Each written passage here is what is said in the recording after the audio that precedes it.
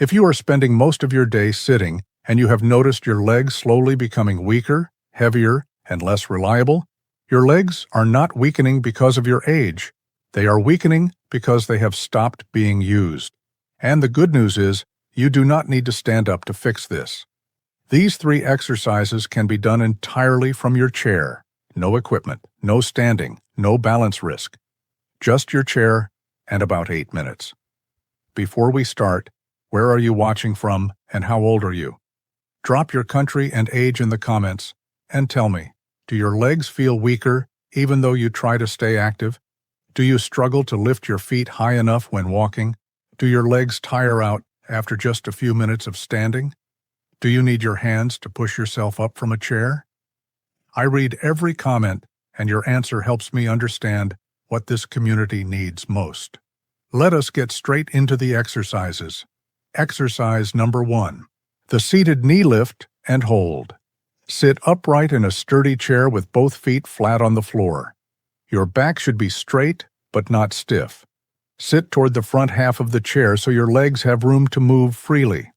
Place your hands on the sides of the chair or lightly on your thighs for stability.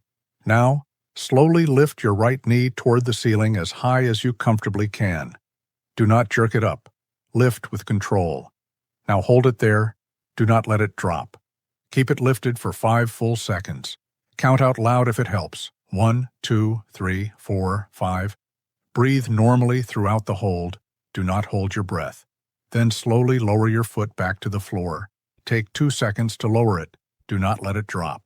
The slow lowering is just as important as the lifting because it forces the muscle to control the weight of your leg on the way down.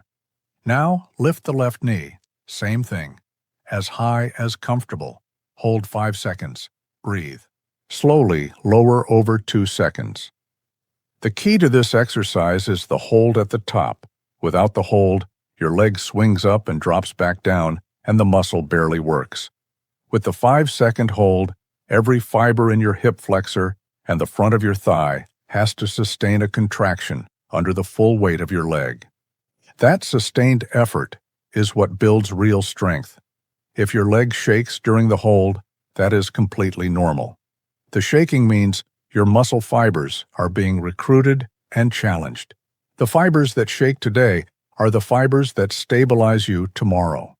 Make sure you are lifting your knee straight upward toward the ceiling and not letting it drift to the side. Your knee should point forward the entire time. If you lean your upper body backward as you lift, you are compensating because your hip flexor is not strong enough yet. Try to keep your torso upright. If that means lifting your knee only a few inches, that is perfectly fine. A small controlled lift with good posture is worth far more than a high sloppy lift with your body leaning back.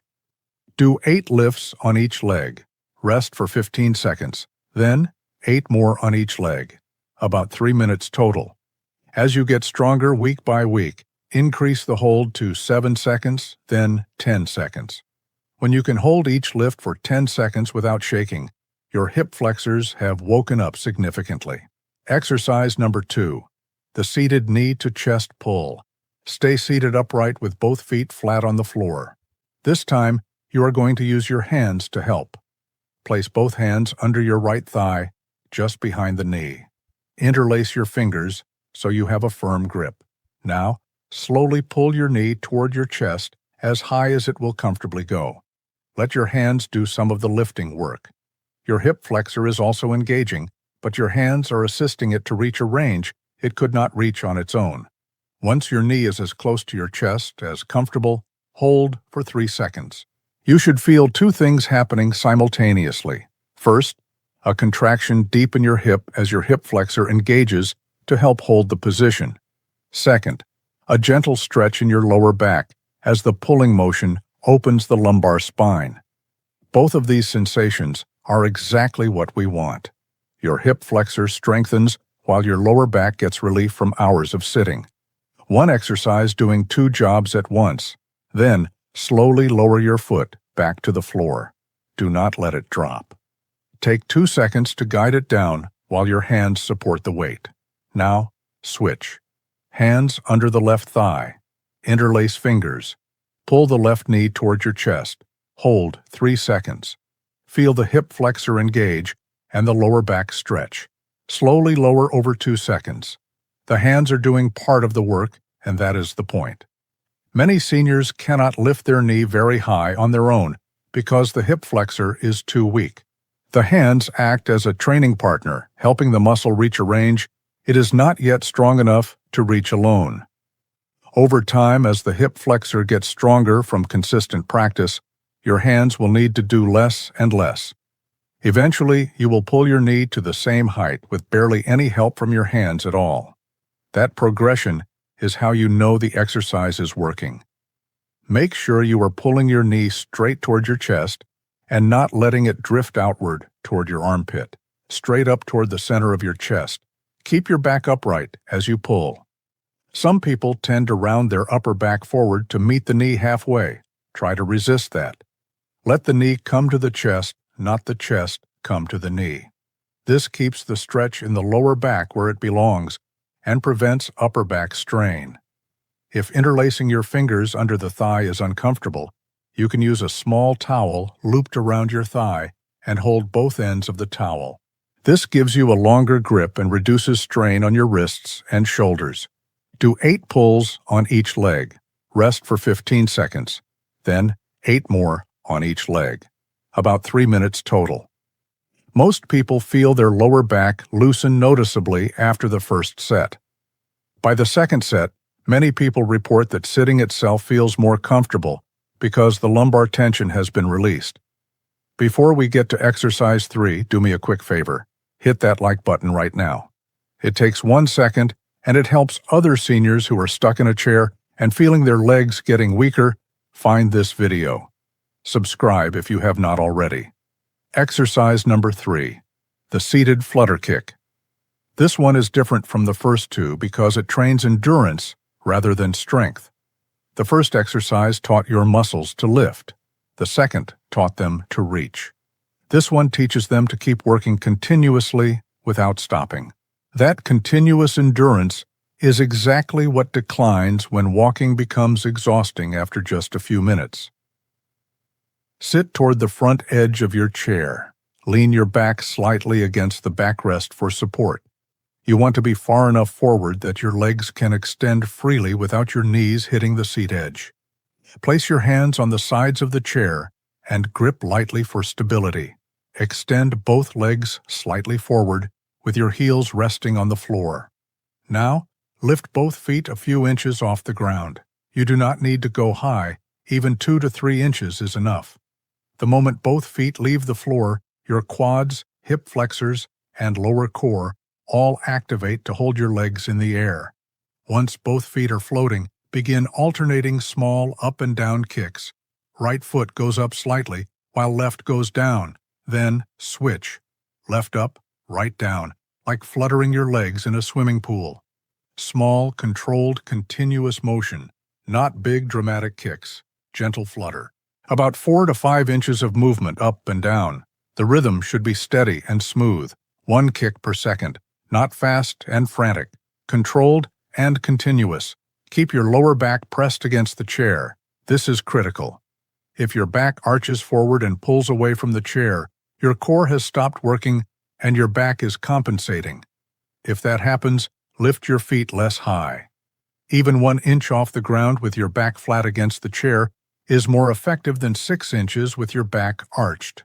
Breathe throughout. Do not hold your breath. Many people unconsciously hold their breath during sustained effort. Exhale slowly and steadily while you flutter. The breathing keeps your core engaged and prevents blood pressure spikes. Go for 20 seconds of continuous fluttering. Then put both feet down and rest for 10 seconds. Shake your legs gently during the rest. Then lift both feet again and flutter for 20 more seconds. Rest 10 seconds. 1 more round of 20 seconds. 3 rounds total, about 2 minutes. If 20 seconds feels too long at first, start with 10 seconds per round. That is perfectly fine. Add 5 seconds each week as your endurance builds. Within 3 weeks, most people can reach 20 seconds without difficulty. Within 6 weeks, many people can reach 30 seconds. That progression from 10 seconds to 30 seconds is your legs rebuilding the endurance that months or years of sitting have taken away. You will feel a burning sensation in the front of your thighs and deep in your hips. That burn is lactic acid building in muscles that are being asked to sustain effort for the first time in a long time. The burn is not damage. It is the signal your muscles need to hear. Push through it gently. When the 20 seconds is up, rest.